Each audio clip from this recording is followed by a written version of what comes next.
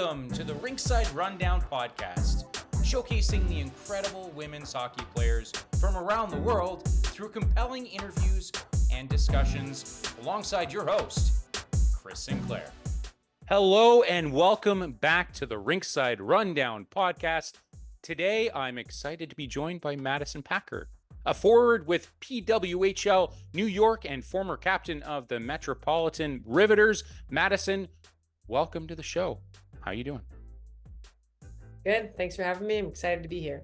Good. I'm excited for you to be here as well. Let's dive right in and let's talk about, I feel like a great starting point is a great origin story. So I want to know, what was it about hockey that drew you into the sport? I don't know if it was hockey itself or just wanting to be exactly like my older brother. I grew up sandwiched between two brothers, and I also have a younger sister, but just from a really young age, like anything and everything my older brother did, I wanted to do. And so that was baseball, football, hockey. So when he would go to the rink to play hockey, I begged and begged for my parents to let me skate. And my dad and my mom were always really good about basically anything my brothers got to do, I got to do as well. My mom drew the line at football, but my dad sometimes snuck me out onto the field. So hockey, just for whatever reason, was a sport I fell in love with it once I started. What was it like to be able to, or to be playing all those different sports early on? I think it helped me a lot just from an athletic standpoint. We were always in everything: baseball, football, hockey, swimming for a little bit, golf. I played lacrosse through high school. All my siblings did multiple sports up through high school. And it made it hard, I think, in the end to decide. But all my siblings also played college sports. My younger brother and younger sister played college lacrosse, and then my older brother and I played college hockey. All right, nice. And so obviously, family is something that's really important to you, clearly, especially I'm sure now, and we'll get into that in a moment, but certainly early on. What would you say, how important has family been for you throughout your entire career, both early on as well as now? Yeah, I think for me, it completely shaped who I am in my journey. We don't often stop to recognize really how much goes into everything that we do, especially high achieving and high performing athletes. You have to be so selfish really in what you're doing. Everything is about your diet and your routine and your body and this. And I had 3 siblings that also played travel sports, and my parents always made sure that I got where I was going. Someone was there. My siblings, came to my college championships and high school games, and just my sister traveled to Germany to see me play. Just having a support system. I remember I blew my knee out my last game of high school, and I didn't dress at Wisconsin until Thanksgiving-ish time. I dressed for the games. I dressed for all but one game my freshman year, but I wasn't really in the lineup because I tore my ACL, MCL, meniscus all at the same time. So I had to have a pretty major surgery. And so they were easing me back into things. And I went from being the superstar in high school to now I'm on a college team full of superstars, and I'm hurt and I'm young. And we knew going in that I wasn't going to play a lot in the beginning just because they wanted to ease me back in from injury. I was a freshman coming into college, etc. And my dad came to every single game. And I finally was you don't have to come, I'm not going to play. And even this year in New York, I didn't get as much ice time, and my parents came to almost every single game.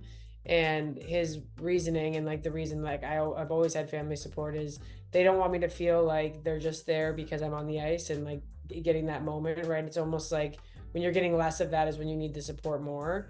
And so just having my dad kind of instilled that in all of us, and we've all been, really good supporters and cheerleaders of one another. And it's something I'm working on with my kids now. I just think that made my journey successful, and it's enabled me to continue being, on this journey and continue to have things to look for when things get difficult because I have an incredible support system beside me.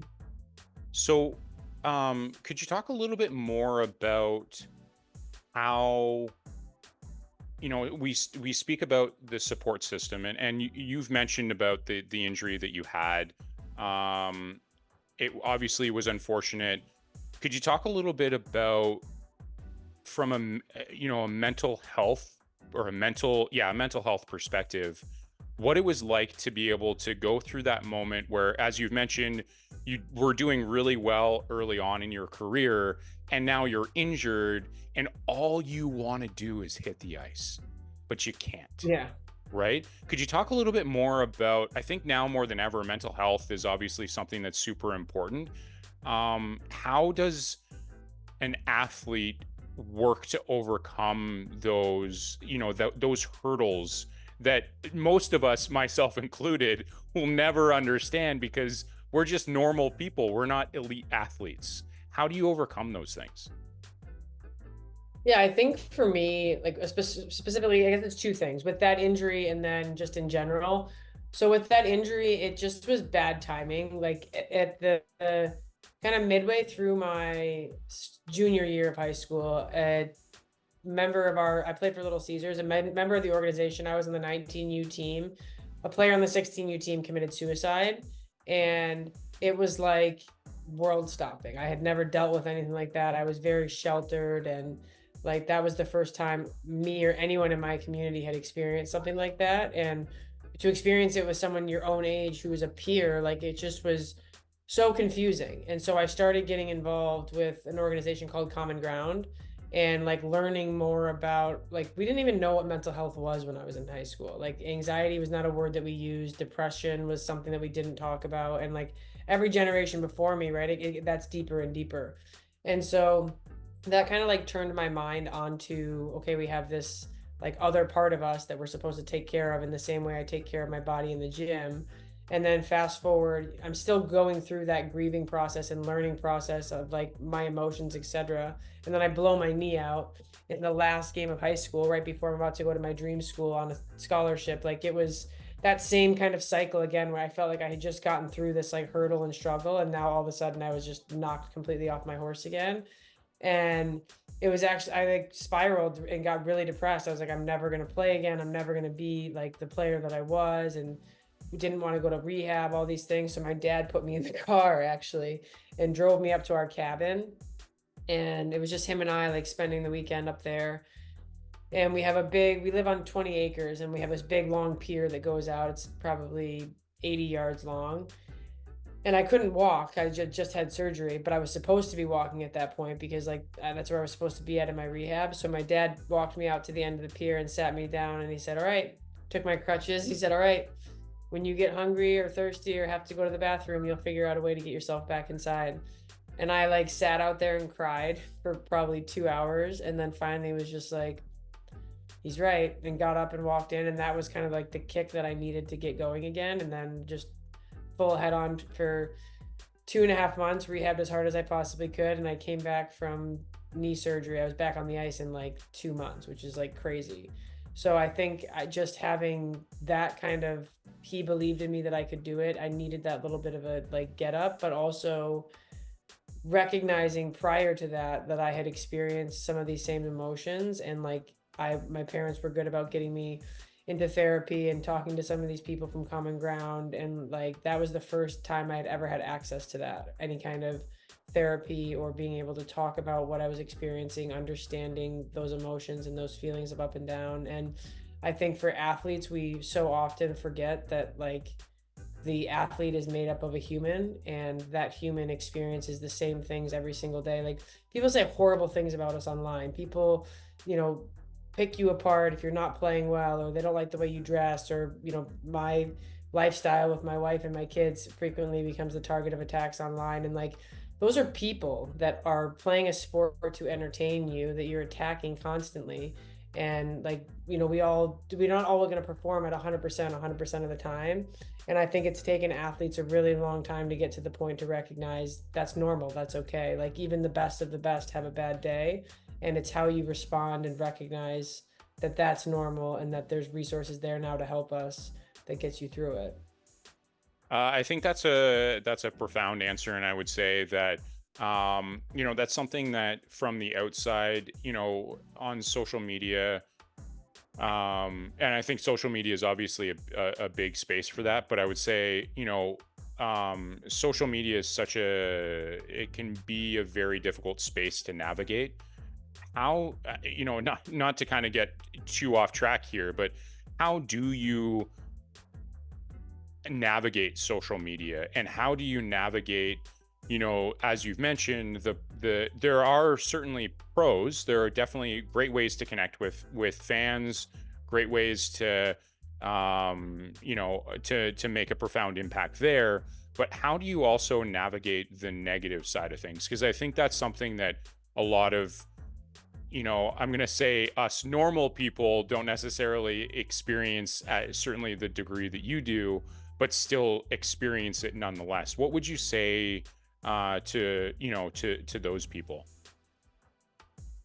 I think at some point we as just like humanity have to recognize that we have gone way too far in every direction, right? Like social media is a platform that enables me to use my voice for things that I'm passionate about that help communities. Some people may not love that, but that's my right as a person. And like I have somewhat of an obligation to do that, right? Like these same platforms didn't exist for the generation before me that paved the way for me to have this platform.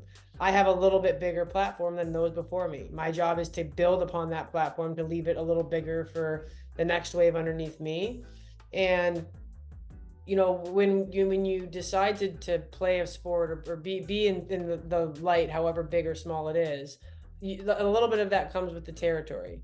But at a certain point, we have to recognize that these are people, and people can only take so much of the same thing repeatedly. And I think for me, the biggest struggle is in just how comfortable we've gotten, especially during the month of June, how comfortable we've gotten ridiculing people's lifestyle choices.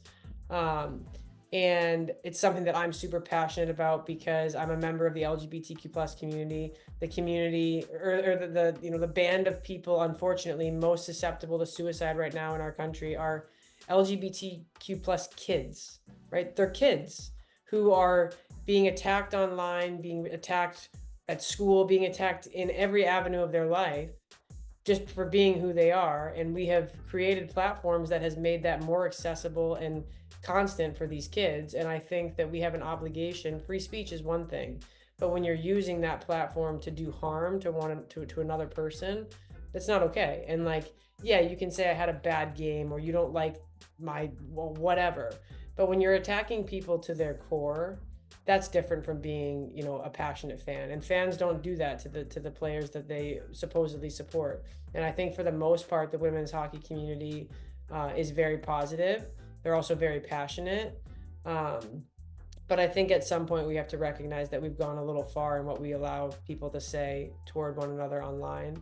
And it's just, there's no accountability in it. You can be anywhere in a basement with an avatar, right? And then someone responds. Like, we as athletes have an obligation to keep that in check because we're professionals and we're supposed to this, that, and the other. But it's almost impossible, especially as female athletes. You have to be on social media to drive revenue for yourself, to find other avenues, right? And it's really difficult to ignore it. And I think a couple of years ago, I blocked somebody, and there's been times where I've gotten in hot water, but like, at what point is an athlete not allowed to protect their own space? And or you respond to someone and then everyone goes up in arms because you find out it's a kid. Well, it's like, well, if my 11-year-old were online saying these things, I would have, like, why is it my responsibility to know that it's a kid that's attacking me? And then when I defend myself, I get canceled for having been a kid. I think it's really difficult, the standards that we set in place, and people should try to consider, some of the things that are being said about these players and their families, etc. How would you respond as a normal human being in that same situation? Yeah, and I think, I'm going to jump a little bit ahead before we go back to your on ice, what's happened for you on ice, because I think this is, and you've mentioned it, and I think it just kind of fits in a little bit better here, furthering your discussion around, the LGBTQI plus community.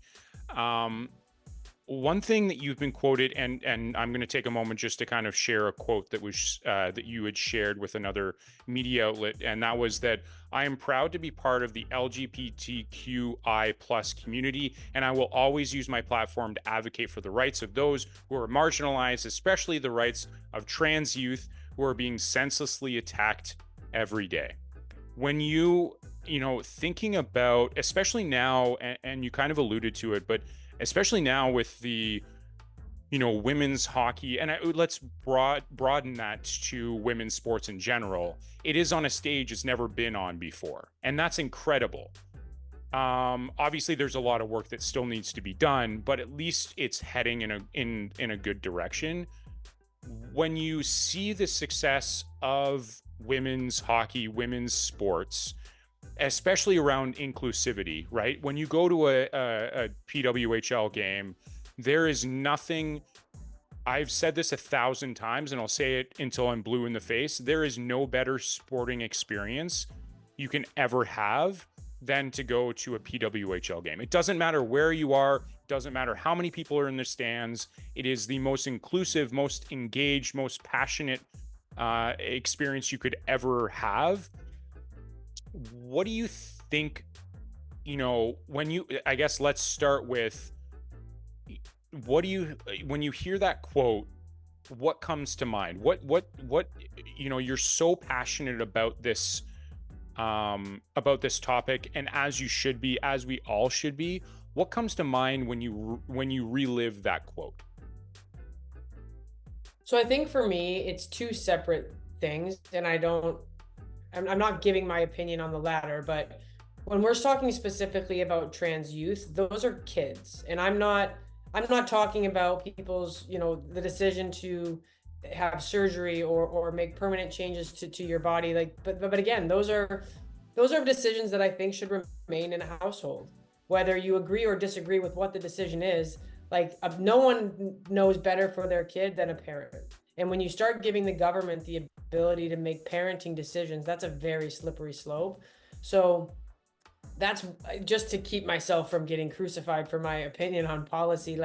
That's just a decision that should remain in a household. And I think that we are so quick to judge people until you've walked in someone's shoes. No one wakes up in the morning and is like, you know what, I want to be picked on and different. That's what I ordered up for the day.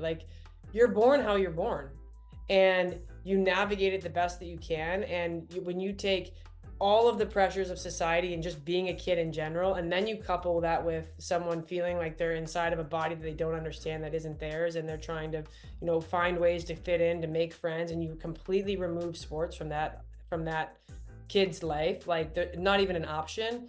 Sports are meant to connect. It's literally in the definition of sports. It's a community, right? We use it as a connection to bring people together. And when you tell trans kids that they don't belong, it's BS. There is no harm in kids playing sports together. There is zero harm. I played boys sports until I was 13 years old. No one had a problem with it except for the fact that I was better than a lot of the boys, and they used to try to come after me. I did all right. This just idea that we're protecting kids by teaching them how to discriminate and hate one another. I'm talking about kids, up to 14 years old.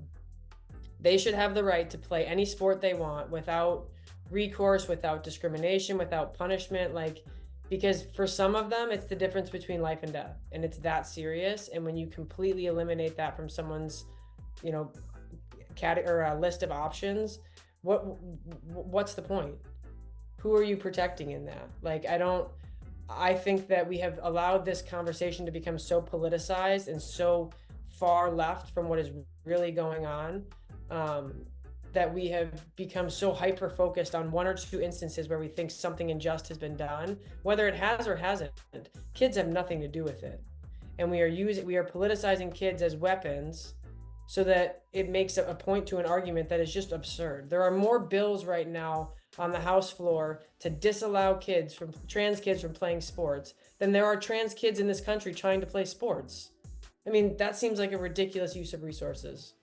And so I just think that the conversation, if you want to have the conversation at higher levels where scholarships are involved and money is involved and you get science involved and there's a real educated, research process and conversation there, because I think Also, most women playing professional sports don't think that the greatest threat to women's sports is trans athletes. There's just not. There's so many other things that we need to be focused on. But when you're talking specifically about kids that are killing themselves at a rate that we can't even fathom, to not let them play soccer because you have a problem. I mean, I've got a bigger problem with the people that want to look up my daughter's skirt to make sure she's a girl than I do with my daughter playing on a soccer team with a trans girl. Yeah, and I think, you bring up a ton of great points there. And again, we're going to get back to your on ice in just a moment, but I think this is a really valuable and important conversation to have.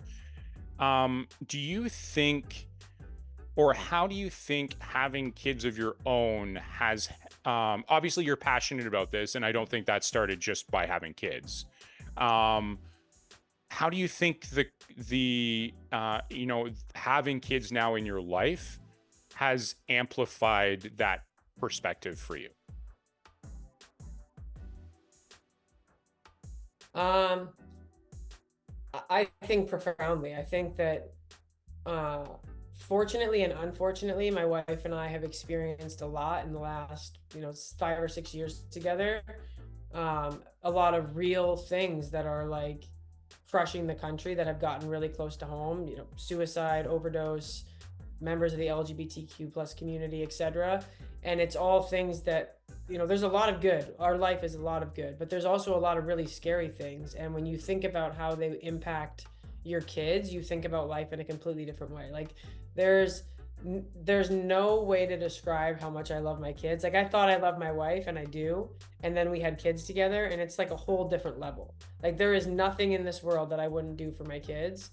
And so when I think about it from a perspective of like, how would they feel? I guess, like, I don't know what it's like to be a trans kid. I don't know what it's like to be a trans adult. That's not something that an experience I've had, nor something I can understand, but I know what it's like to feel different and to feel ostracized and to feel judged. And I just look at my journey and what I've been through and how fortunate, I've been to have a lot of love and compassion in that experience. And then I hear stories and see things, comparatively for other people, and it's horrible. And, as much as, whatever we would have to go through with our kids, if one of our kids was a member of that community, or, there's gun control. There's so many things that you think about differently as a parent now, or I think about differently as a parent now, because I think about if I had to deal with it as a parent of that kid versus, well, that's not my kid, so that's not my problem. Because it is, right? Then kids go to school, kids learn things from one another. Like Waylon came home the other day for the first time, it was maybe a week ago, and he said, "I hate something." And we were like, "What?" Like, that's not a word that we use in our house. And he had no idea, right? But like such a like aha moment of like that, the concept of hate is learned, right? Like it's true. And he had no idea what the word even meant, but he was using it to, in a way of like, I don't like something. So he heard someone else use it, and he's like, "Oh yeah, I heard so-and-so say it at school." Like, I just try to think about it from a perspective of my job is to raise these kids right, but also approach every situation as if it was my kid, and how would I want my kid to be treated in that situation. And I don't think enough people do that. And some people do, and some people just can't wrap their head around something that is foreign to them, or may not be the quote unquote norm. And that's really unfortunate. But I think that when you start to approach things from a perspective of it's on my front porch, not just my neighbor's backyard, you learn to have a little more empathy. And I agree with that. As the son of a trans father, I can absolutely understand that kind of perspective. So that though a lot of what you're describing is what I went through in my life, having to deal with that, especially in a small town that was not necessarily the most accepting of that kind of lifestyle. It definitely made an impact on me. I want to know,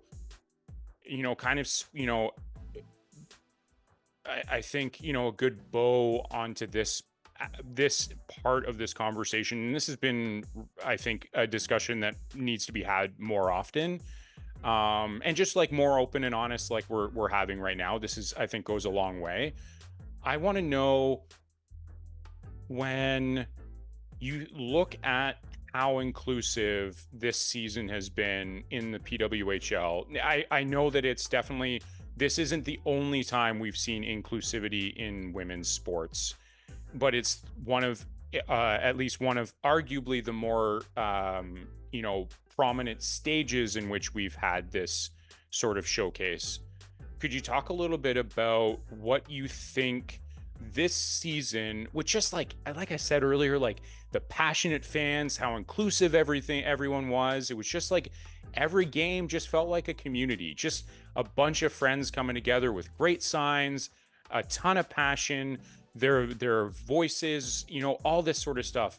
What do you think that will do when we talk about inclusivity?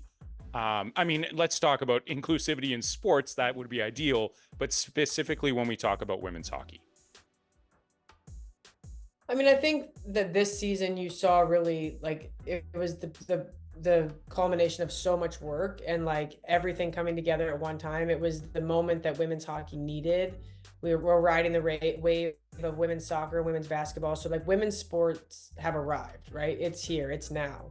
And women's hockey just launched at a perfect time, and you had all the fans who put everything they have behind it. And I think because of the culture of men's hockey for a lot of years, of people not feeling that same welcome, embrace, and warmth, I think that a lot of hockey fans have gravitated more towards women's hockey. But the hope is that not just women's hockey, right? Like the hope is that the whole hockey community recognizes that there's a culture that we can cultivate for everyone. And you don't have to agree with my lifestyle, and you don't have to agree with my views. No one's asking that. All we're saying is you are safe and welcome in our arenas, right? I think that's a pretty fair and reasonable thing. Every human being should feel safe walking into whatever environment they choose to walk into. And I think, my wife and I were just talking about it the other night, because several years ago we went and visited the Pulse nightclub. Like that is the perfect anti of what we want hockey to be, right? Obviously that's the anti of what you want everything to be, but that was people going into a space that was built specifically for them to feel celebrated, to be themselves, and they were attacked in that space. It's a hate crime. It's disgusting. It's a laundry list of things, but that is what we want hockey to be. We want every sports arena in hockey, every team. If you don't like the pride flag, fine. You don't have to wave one at the game. But it's signaling is a community of people. You are welcome and you are safe here. And I think that women's hockey has done a good job of that. I think that we can continue to do a good job and continue to educate players, again, because it's not, you don't have to agree with the lifestyle or the principles, etc., to be an ally, to agree that people have a right to have a safe space. And I think that that's the biggest place where there's constantly the hang up. Like, you don't have to wear the pride jersey if there's something there that totally violates your beliefs and your rights. I'm happy to talk religion though, because I don't think there's any God in the world that preaches hate. But if that's how you feel, right, I'm not forcing my beliefs upon you. I'm just simply asking that when members of my community come into your rink, that they aren't harassed and that they feel safe. And I think that that's pretty reasonable. And I think that because women's hockey has such a robust number of athletes that identify within that community, it's kind of never been an option. Like you're not going to last long in the women's hockey world if you're a bigot. It's just, you shouldn't last long anywhere, but there's just too many members, in the league and at high levels that are members of that community that it doesn't usually work. I think that you're starting to see the NHL do more. I've been involved as of late with the NHL Foundation. There's a big desire there to do more. There's a recognition that hockey as a whole can do more, but it's an education process. And I think that that's where both, sets that don't necessarily see eye to eye on the LGBTQ plus conversation, there is an education process that needs to occur to bring everyone together. We're going to shift gears here in just a moment to this past season with the PWHL, but I want to know, your passion for inclusivity. I've already mentioned it, but it's obvious, and I think that's a voice that needs to be heard and needs to be amplified more than ever. As I had mentioned, my father was a part of that community. So I understand how important that space is. I want to know, what does it mean to you to be, you just mentioned you're now involved with the NHL, in terms of, working on that sort of message. Could you talk a little bit more about what it means to you? And I know that you're likely not the only person in there. There are a number of other voices in that space as well. But could you talk a little bit about what it means to you to see these other leagues starting to recognize how important it is to be inclusive and to be supportive and to create that, that sense of community every time you go to a game? It isn't just about, I want to win, I want you to lose. It's like, this is just a fun time to be around one another. Yeah, for sure. I mean, I think like kind of cliche, but anyone that's good at marketing and business 101, like the LGBTQ plus community right now has the highest buying and spending power in the country. So you want those people to come to your games. You want those people to be fans of your teams because they're looking to spend money in different markets, and we haven't typically catered to those people. But I think it's not, it's like a cycle, the conversation that constantly occurs. Like we're constantly fighting for, the right to just be accepted and to walk into an arena and feel the same as everyone else. And then you're constantly met with this backlash of, well, then just don't talk about it. Well, if it was that simple, we wouldn't talk about it, right? But like, the unfortunate thing is that there are a lot of really good people. There are a lot of people that could go by without saying a thing at all. But the concept of pride is that it's a protest, right? We're here to be heard and to be seen because this community of people has been oppressed for so long. Like they have a right to celebrate their existence. And that's the part and the point that people are missing. If we could get just everyone in the world to agree that humans are humans and we all deserve the same things and we should all have the same rights and be treated the same, we could probably stop having the conversation and then move on to the next topic that needs that same attention. But we're just not there yet.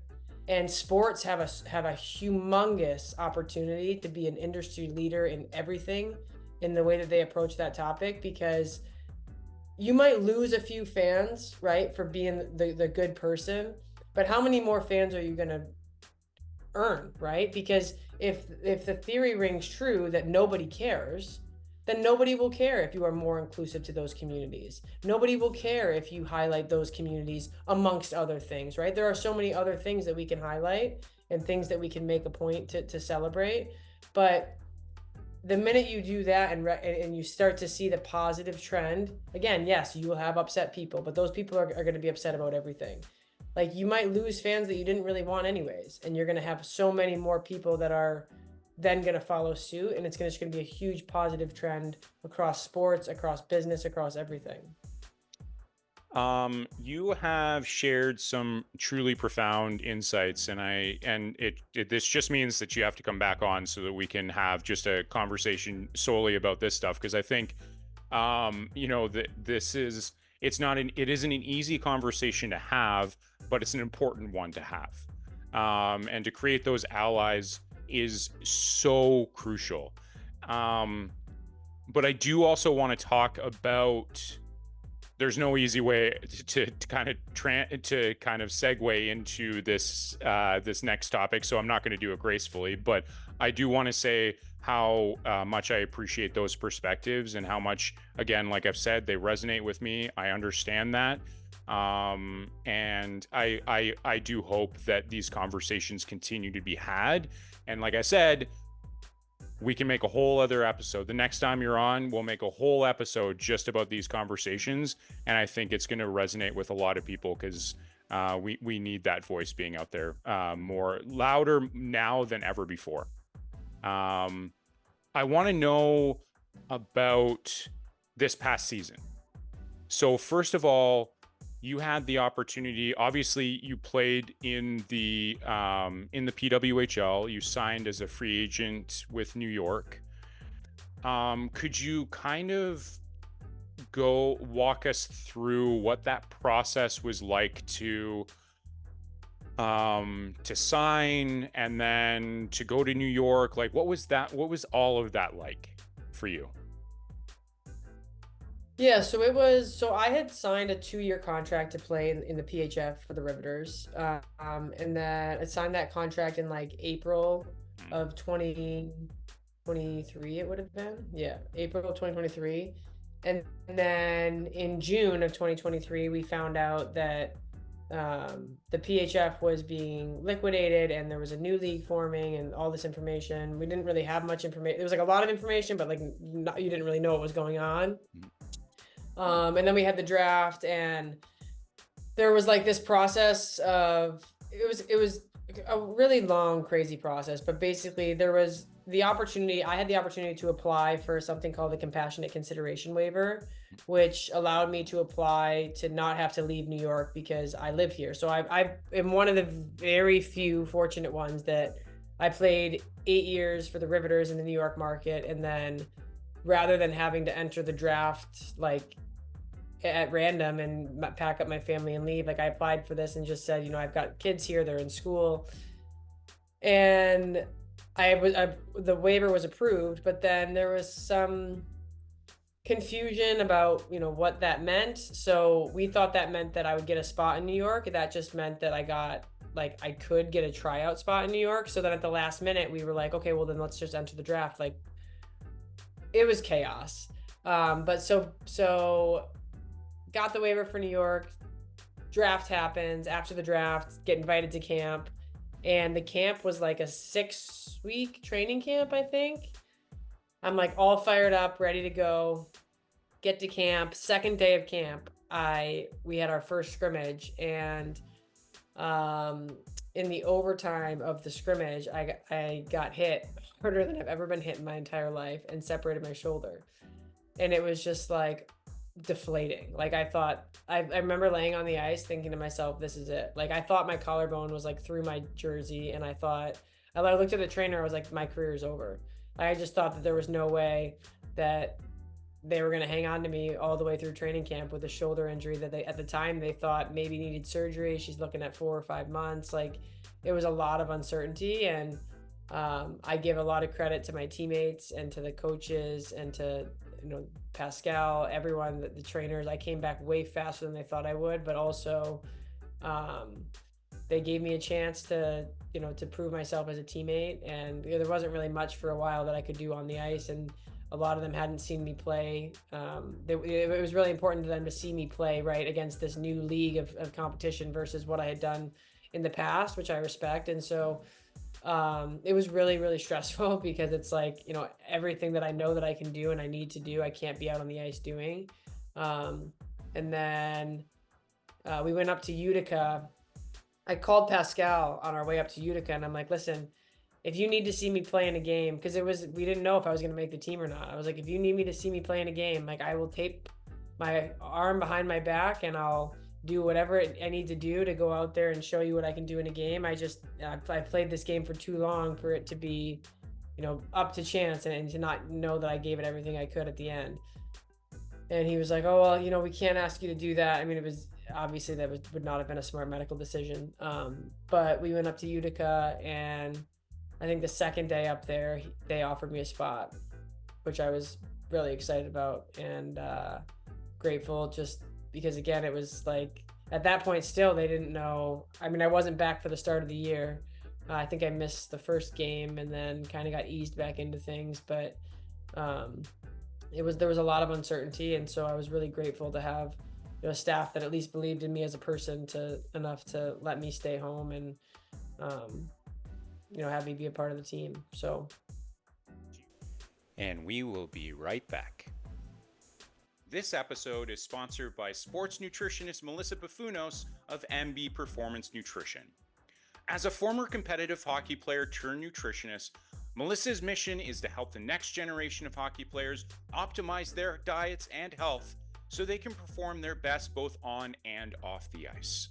Ready to dominate on the ice? Melissa's new course, The Hockey Nutrition Blueprint, is available now. If you're serious about learning how nutrition can impact performance and building actionable nutrition strategies based on your unique needs as an elite hockey player, learn more and sign up at melissabuffunos.com/course. That's MELISSABOUFOUNOS nos.com/course and make sure to use code Rinkside to save $50 off the regular price. Thank you to Melissa Buffunos for sponsoring this episode.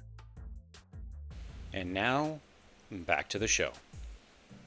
Do you think that your, we talked about your injuries earlier, or injury earlier on in your career. Do you think going through that experience helped you to like know confidently, like, I've got this and I know I can get there. It's just going to take me some time. Do you think that it helped you with your mindset? I think a little bit, yeah. I think also like another thing that my dad really, again, like my kids changed my perspective on everything. There were so many days where I was like, I can't do this anymore. Like it hurt. I was exhausted. Like I was doing everything that the team was doing, plus my rehab, plus my extra workouts. Like I just was doing everything I could to hang on. And there were a lot of days where I was just like barely hanging on. But when I was a kid growing up, we had a rule. You were never allowed to quit something. So you didn't have to do it again if you didn't like it. But like if you signed up for a team sport or you signed up for camp or whatever, unless it was like a horror story, you weren't allowed to quit. Didn't have to do it again, but you had to finish what you started. And that's something now that like we have implicated with our kid or implemented with our kids. Like Waylon just signed up for T-ball. He didn't love it the first couple times. And we were like, okay, you can sit on the side and, have a snack and like cheer your teammates on, but you aren't allowed to go to the playground. You're not like when baseball's over, we can go do something else, but this is what we committed to doing. And that's now he's like loves it. He is stuck with it and he's like obsessed with it. But that for me, going through that process when I was like, I can't do this anymore, was my driving factor. Was like, if I stop and if I quote unquote quit, like I will never be able to look at my kids and say, you can't quit something. And it was just that like voice of self-doubt that like, in uncertainty, right? Because I had been on the Riveters for 8 years, and then you go into this totally new environment, and I got hurt on the second day, like, and there was all of the like media drama and the speculation, like it was all noise that like the players didn't care, right? We are all in this bubble, and like we were getting along, and like everyone's pushing in the same direction, but you have all this outside noise and speculation, and so I also didn't feel like I could like say anything or defend myself. We were trying not to, have people know that I was injured. So it was just like so mentally exhausting. And, the knee was different because the knee I could push. Like I came back so fast, and because it was healed, it was surgery, you're good to go. Like you put a brace on. The shoulder was different. Like my athletic trainer for the Riveters, Noemi, not the Riveters, for in the PWHL New York, she's like the best person I've ever worked with, honestly. Like she pushed me every day, and without her, I definitely wouldn't have been able to come back. But I think as fast as I did, but I think the hardest part about the injury was it was so different from that knee injury. Like the knee you push and like you can see the progress day to day, because if I wanted to get better faster, I just did more. The shoulder was different in that like, okay, you did your 10 reps. You might feel like you can do more, but you cannot, like, because you didn't want to separate the injury any further. So it was just a very different kind of difficult. But I think I credit all of it to just that like notion that my dad instilled in me that you're not allowed to quit. And then how long that has stuck with me, and me wanting that to be true for my kids as well. And I actually, this is a true story. So we got Waylon out on the ice, and in our backyard, we built a rink, and he was getting so frustrated. This was when my shoulder was still in a sling, and he's getting so frustrated, and he like kicked the little thing that we have to help him stand up. And he's like, I can't do it. And I got down on one knee and was like, we don't say that. Like, can't is not a word that exists in your vocabulary. You can do anything. You're frustrated. You just have to try harder. We'll take a break. Like, had a little pep talk with him. And then I was tucking him into bed that night, and like we just like revisited that conversation. And I was like, remember, you can do anything.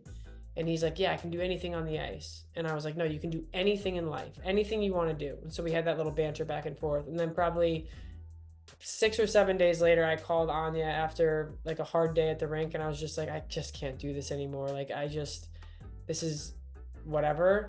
and I didn't know the kids were in the car with her. And Waylon, so she's on Bluetooth. Waylon goes, "Mama, stop it. You can do anything."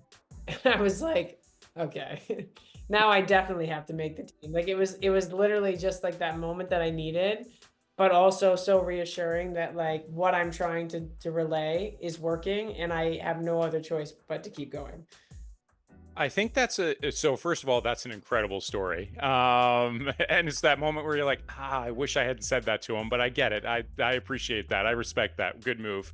Um, do you think that, this past season with New York, obviously, like you've said, you were injured, but the season overall didn't necessarily go the way that I'm sure any of you had expected. There were a lot of challenges throughout the season. Um, how do you, I mean, maybe this is an obvious answer, but how do you navigate those challenges? You've pointed out, obviously, Waylon is a huge inspiration for you, but also the conversations that you've had with your dad about not quitting, not like can't isn't a part of your vocabulary. How do you still navigate, in this exciting inaugural season? How do you navigate those challenges throughout the season?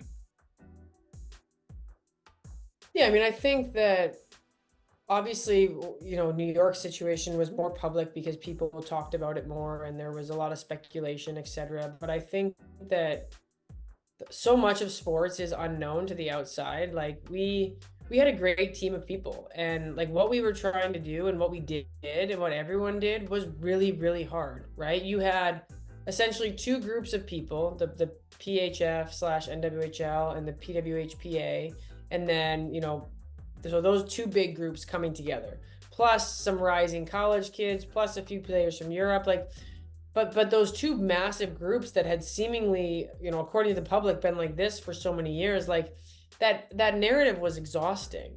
And so I think that a lot of people coming into it, probably more so the PHF players coming into it, were kind of didn't really know what to expect and were guarded and were on edge. And then you bring everyone together and it's like, wait, we all just love hockey and want to grow the game and want to have, a great opportunity or a great experience with this opportunity. Like, so all the players came together and like started moving forward, but you're trying to build a culture, build a team, identify leaders, identify roles. Like building culture takes 3 to 5 years in a lot of cases. In most cases, to have a strong culture, that takes years to build, right?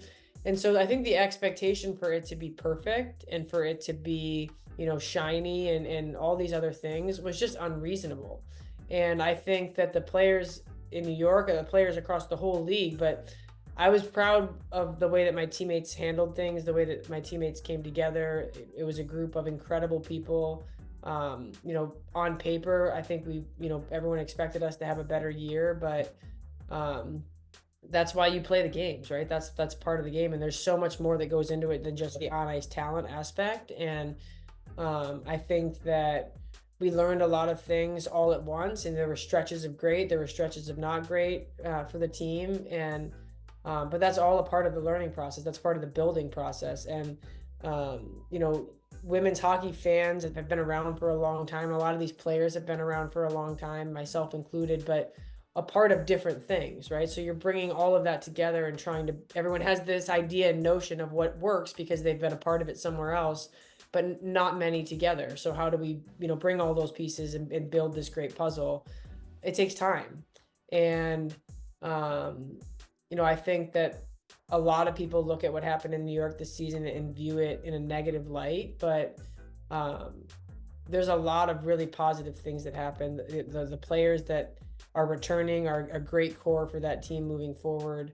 I think that it's a great market. I mean, New York is like one of the, if not the best, one of the best markets in the league as far as with everything that's going on with women's sports right now. Like, I mean, obviously Toronto is like the hockey mecca, but there's so much that is positively trending in this area surrounding women's sports. And so I think that,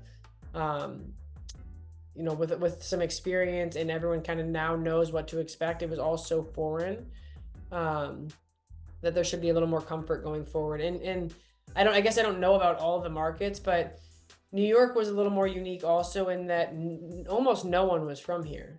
You know what I mean? Like almost everyone had to completely relocate to come to a place that they had never been and maybe, seen or read about the Big Apple a few times, but like there's so much more to this area. So it's a lot of change for people. And so I think that you learn that lesson, you move forward. Now there's established veterans that have been in this area for a little bit that are going to help the younger players as they come in. And there's a lot of opportunity for a lot of good things to happen here. And speaking of, thank you for setting me up with this great segue. We have a great segue here. Speaking of great opportunities, we're going to shift gears a little bit here. And fun fact, you're on a podcast now, but also you're about to launch your own podcast with your wife. It was just recently announced that you're starting your own podcast again, along with your wife, on the newly announced Women's Sports Audio Network.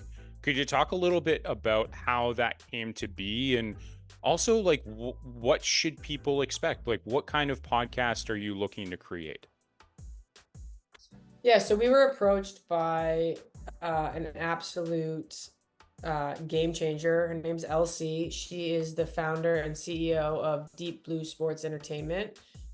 She's actually in France right now hosting the Women's Sports House. They're just doing incredible work in the women's sports world, primarily around, advertising and things. But she's just like incredibly smart and hardworking. And we got linked up with her, and this was kind of her idea. She was telling us that she drove to work for like 6 months or something and listened to the radio every single day and never heard women's sports updates on any of and was just like, well, I know this team won. And she used to follow the Riveters, then she followed PWHL New York, has been a women's basketball fan, but was always like bothered by the fact that she would never get women's sports updates when she tuned into to FM or Sirius radio. So she started working on this deal with iHeartRadio that she, wanted to build out XYZ surrounding women's sports. And the way she told the story to me was it was driven by just like, how do you know it exists if you don't hear about it? Like, we need to have women's sports on this, that, and the other. So I think now women, they're going to have women's sports coverage and updates on 500 different channels across iHeartRadio platform, plus all these podcasts that are about sports, but about so much more. So they approached Anya and I about, we've got 2 kids under 4 right now, 2 under 3. Waylon's about to be 4. And just balancing that life of like me being an athlete, my wife being a tech executive, having 2 kids, constantly traveling. It's just a lot going on, and talking about how we balance that on top of being 2 moms with 2 kids in a world where that's starting to create some controversy, and just talk about a lot, honestly. Like, we don't even have a name for it yet because we're so like, we want to talk about this, we want to talk about that. But the idea, I think, is just to give people a glimpse into our life. 1, to use the platform that we have to talk about things that people aren't talking about. Example, we have been through the fertility process. It's really freaking hard. No one's talking about it. It's expensive. It's not super accessible. It's not something that people think about. It's a benefit that female athletes need. We have access to in the PWHL. Not all female athletes have access to it. How does that contribute to the conversation of equal pay? What is equal pay? Is it equal pay, or is it, we need these benefits, etc.? So it's just a platform for us to be able to talk about all of these things that we all experience, and we don't all have the platform to talk about all the time. So people will hear a lot about us, but they'll hear a lot from other people, because there's so much that we can learn from other sports, other executives, other etc. As we start to kind of create this community and this conversation around, like, yeah, we play sports and we're moms and that's cool, but like, there's so much more behind that so many people can relate to. And it's just nice to finally have an outlet and a place that we can share those stories and people can relate to it.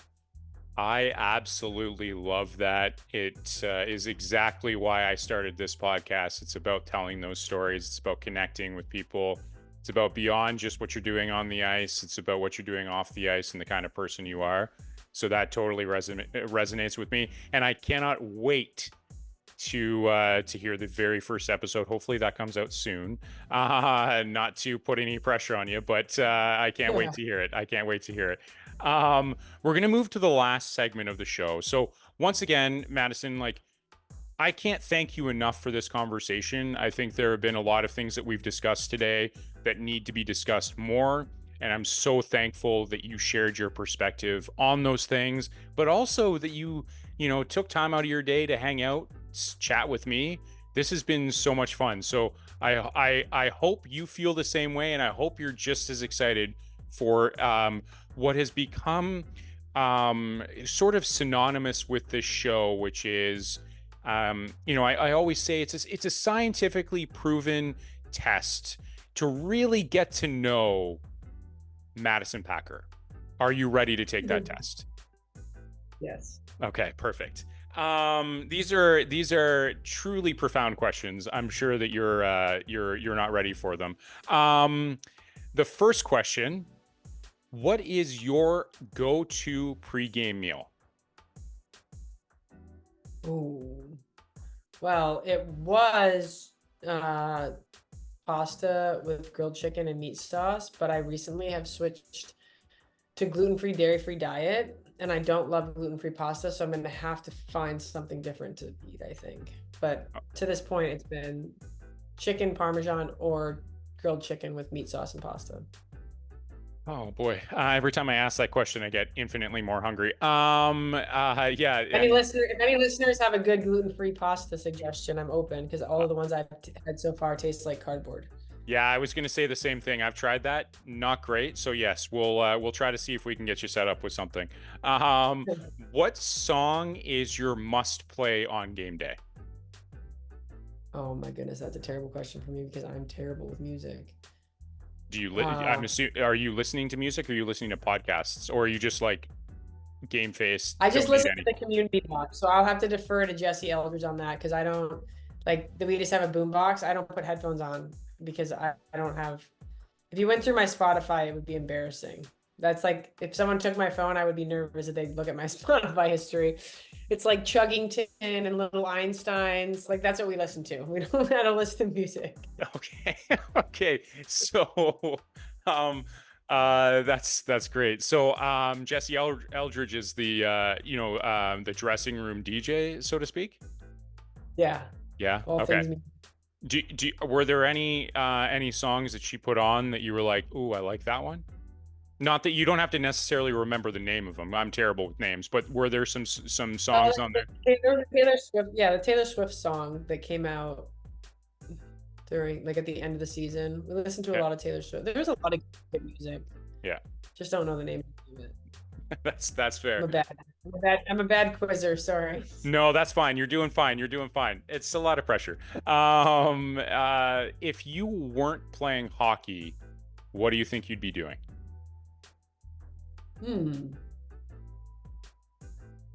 Probably. Well, I would like to think I would be a lawyer. Okay. And but why? When I first moved to New York to play for the Riveters, I was working for my dad's company remotely, studying to take the LSAT, because I originally went to school. I wanted to be a psychology major, and then a lot of the classes didn't really work with our schedule. So I was interested in psychology and or journalism. Basically, I ended up becoming an English and creative writing major because that's what I could do with hockey, etc. And but my intention was always, I'm fascinated by all things forensic psychology, and I wanted to be a lawyer. I wanted to be a criminal psychologist, because I'm fascinated by the minds of people that do crazy things, because I think our minds are fascinating. And then I switched that to wanting to be a lawyer because I'm also fascinated by the justice system. And then I went through the process of the LSAT and applying to law school, and I decided that I didn't really want to work 80 hours a week to ultimately land my dream job. So I decided to just play hockey instead. I would say that was I can always go back, I guess. Yeah, it's never too late. It's never too late. Yeah. What's something that is on your bucket list? And that doesn't have to be on the ice. That can be wherever you want to take it. That doesn't have to just be on the bucket or on the ice. Sorry. I want to go to Belize with my wife. Any particular She reason? Anya was a marine biology major in college, and she studied for 6 months on a boat in Belize. So she's like, it's like her party trick. Anytime we go anywhere tropical, she can tell you any kind of fish, any kind of like, it's actually very, very cool. But there's a place in Belize that like we both want to go, and I think it would be cool to go back there with her because it's like she studied the coral reef and everything there. So I think that'd be a really fun trip with her. So we're gonna go when our kids are older. Okay, that sounds fantastic. I'm sure that would be an incredible trip. And Yeah. lastly, when you, Madison Packer, are just ready to like, you know what, this was a great game. This was a good workout. This was a great practice. What is it that you do to just relax? Ooh. Now, I know it's a little bit different when you have kids. I don't know that there's necessarily a time when you can truly relax, but if you were able to just relax, what would you want to do? We have Anya built a cold tub like we have a infrared sauna and a cold tub on a patio at our house. So I think take a cold tub, sit in the sauna, and then watch a little show or listen to a podcast after I've done the sauna. It just like kind of zens you out. Mm-hmm. Her and I have been taking turns in the infrared sauna every other night. One puts the kids down, the other one gets the sauna. That's a good way to unplug. Yeah, I bet you were really looking forward to the day that it's your turn to be in the sauna. Yeah. Yeah. I in fairness to my wife, most days I get to do the sauna because it's like she feels badly for me when I'm sore from a work or something. So I usually she usually draws the short straw. Well, what a great partner you have in your wife to be able to draw the short straw voluntarily every time. Yeah. Yeah. Well, Madison, as I had mentioned earlier, I just so much appreciate your time for coming on today. This has been a really great conversation. I can't wait to have you back on and to connect with you again. You've shared some incredible insights that have just, I'm sure, have got people thinking, and I cannot wait, again, like I said, to just have you on. So thank you so much for coming on today. Yeah, thank you. It's a good chat.